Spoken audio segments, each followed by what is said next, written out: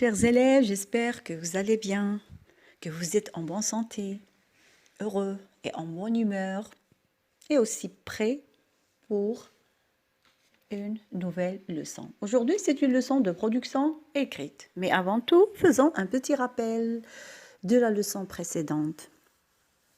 Qui peut me rappeler? Oui, c'était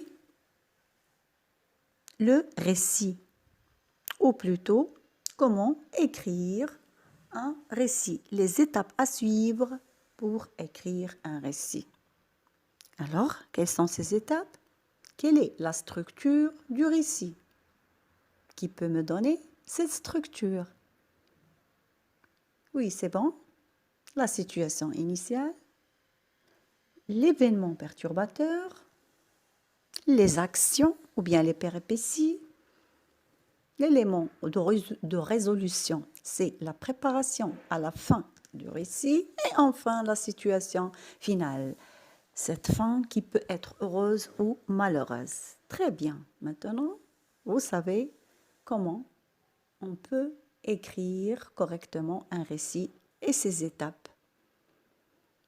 Comment on peut appeler aussi la structure du récit et ses étapes? Très bien, c'est ce qu'on appelle un schéma narratif. Très bien. Passons maintenant à notre nouvelle leçon. Découvrons alors la leçon d'aujourd'hui ensemble. En lisant le paragraphe devant vous. D'accord? Alors, il y a des occasions qui se présentent où on est obligé d'écrire à quelqu'un. D'accord? Mais comment savoir la formule correcte? La bonne formule à employer. Vous voulez bien écrire, mais vous craignez de faire une maladresse, des fautes. Mais pas de panique. Il est tout à fait possible de bien écrire une lettre personnelle ou administrative en évitant d'être maladroit. D'accord? Je crois, chers élèves, vous avez découvert la nouvelle leçon. La leçon d'aujourd'hui. C'est, bien entendu, écrire une lettre personnelle. Comment écrire une lettre personnelle? Vous allez me dire, maîtresse, on a déjà vu, mais aujourd'hui, on va essayer d'approfondir. Comme ça, vous maîtrisez bien l'écriture de la lettre personnelle. Dans votre manuel, le sujet, c'est écrire une bande dessinée sur le Maroc de demain. Mais je l'ai remplacé par cette leçon, vu l'importance pour vous comme élève de 6e année de savoir et de maîtriser l'écriture d'une lettre personnelle ou amicale. Cela ne veut pas dire qu'on va négliger l'écriture d'une bande dessinée. Là, je vais vous laisser la liberté d'écrire une bande dessinée, mais pas sur le Maroc de demain ou bien d'aujourd'hui ou bien d'hier, mais sur le confinement. Comme ça restera pour vous un souvenir de cette période. C'est bon? Alors, écrire une lettre personnelle, c'est la leçon d'aujourd'hui. Voyons. Lorsqu'on dit lettre personnelle ou courrier personnel ou encore une lettre amicale, c'est la même chose. Ils ont le même but. Mais à ne pas confondre avec le courrier administratif ou le courrier professionnel ou tout simplement ce qu'on appelle la lettre officielle. Ça, c'est autre chose. L'essentiel, il faut différencier ces deux grands types de lettres. Nous, aujourd'hui, on va voir ce qu'on appelle la lettre personnelle, comme on peut l'appeler la lettre amicale. D'accord? Adressée à la famille ou aux amis. Si on veut réussir l'écriture d'une lettre personnelle, on doit respecter, bien sûr, les éléments de cette lettre, les éléments essentiels, les caractéristiques de l'écriture de cette lettre personnelle, qu'on peut appeler aussi amicale. Voyons maintenant quels sont ces éléments. Le premier élément, c'est le lieu et la date d'écriture. À droite. D'accord? On descend pour faire écrire l'entête. Qu'est-ce que je veux dire par l'entête? Là, c'est une forme de début. C'est une interpellation pour saluer le destinataire. C'est qui le destinataire? Alors là, on doit savoir ce terme très important dans la lettre personnelle. Le destinataire, c'est celui qui reçoit la lettre, à qui on envoie la lettre. D'accord? Donc, l'entête doit contenir une formule de politesse. Exemple, chère mère, cher camarade, cher ami, d'accord? Cher cousin. C'est ça ce qu'on appelle l'entête. C'est une formule de début. Troisième élément, c'est le corps de la lettre, le plus important dans la lettre personnelle. Il doit être composé des paragraphes qui sont centrés au milieu de la page, bien sûr avec une marge de chaque côté. Le paragraphe ne doit pas être serré, ligne après ligne, non. D'accord? Il faut aérer le texte. Pour chaque paragraphe, on retourne à la ligne et on laisse un petit espace. D'accord? Quatrième élément, c'est une formule finale. La formule finale, c'est une formule de politesse, de courtoisie, pour dire au revoir au destinataire. Par exemple, amicalement, cordialement, à bientôt. D'accord? Et enfin, dernier élément, c'est la signature. Et la signature, qui fait cette signature? Comment on appelle la personne qui signe à la fin de la lettre? Bien sûr, c'est celui qui écrit la lettre. Comment on l'appelle? C'est l'expéditeur. D'accord? Celui qui reçoit, c'est le destinataire. Celui qui envoie, c'est l'expéditeur. Il faut bien sûr respecter ces 5 éléments. Respecter les 5 éléments de la lettre personnelle. C'est bon? Passons maintenant à d'autres caractéristiques.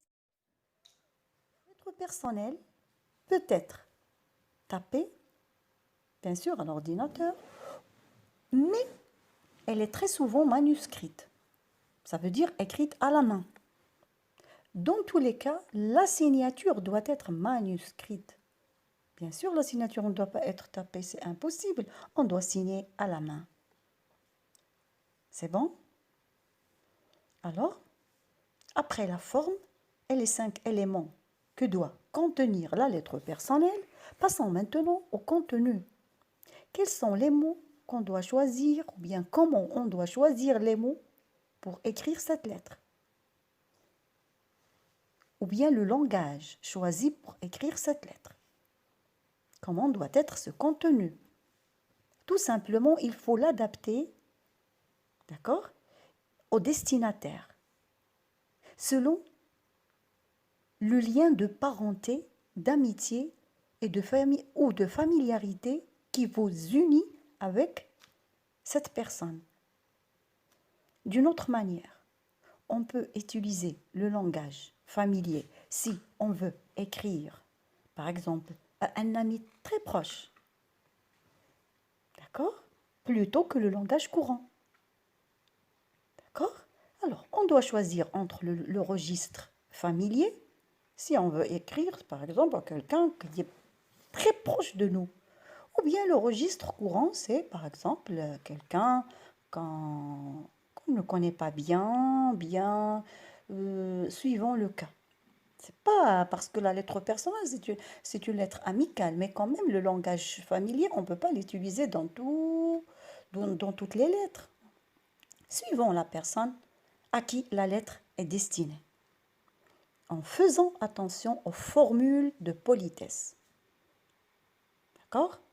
Formule de début et la formule de la fin. Je crois que c'était clair.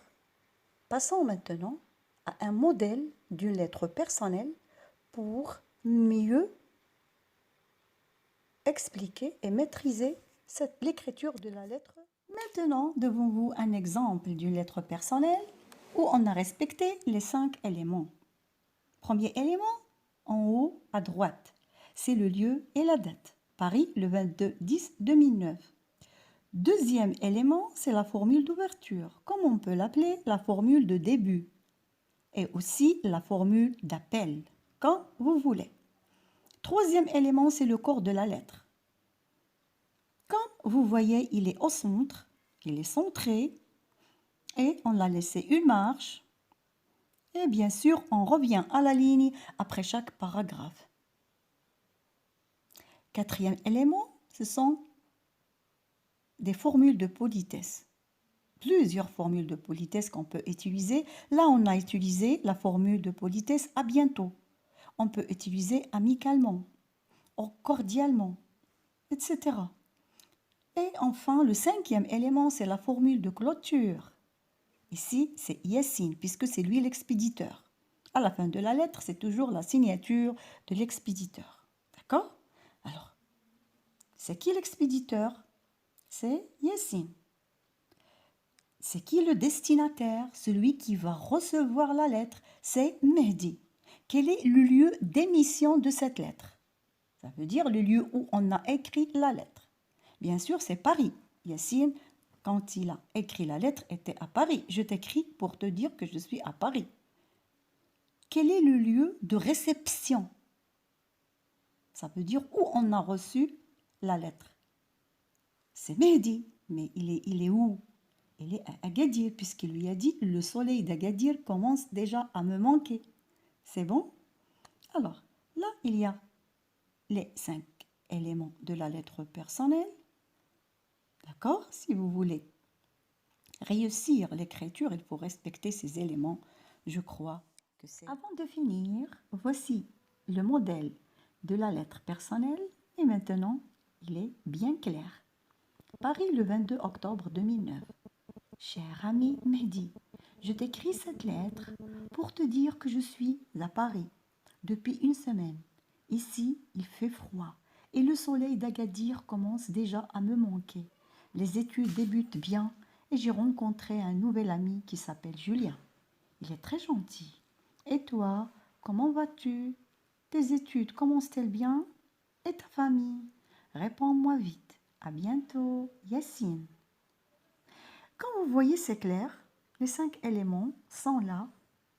J'espère aussi que vous pouvez écrire une lettre aussi simple que celle-ci. D'accord? Vous trouverez des exercices sur le site de l'école, bien sûr accompagnés comme d'habitude d'une leçon bien détaillée et d'autres modèles de la lettre personnelle. Ce que je veux vous dire, vous devez faire attention à ne pas confondre la lettre personnelle et la lettre administrative. On consacrera une autre leçon bien détaillée sur la lettre administrative ou bien ce qu'on appelle la lettre officielle. D'accord? J'espère que c'était clair, vous avez compris. Vous devez respecter juste les 5 éléments de la lettre personnelle pour réussir son écriture. Merci pour votre attention. Bon courage et à la prochaine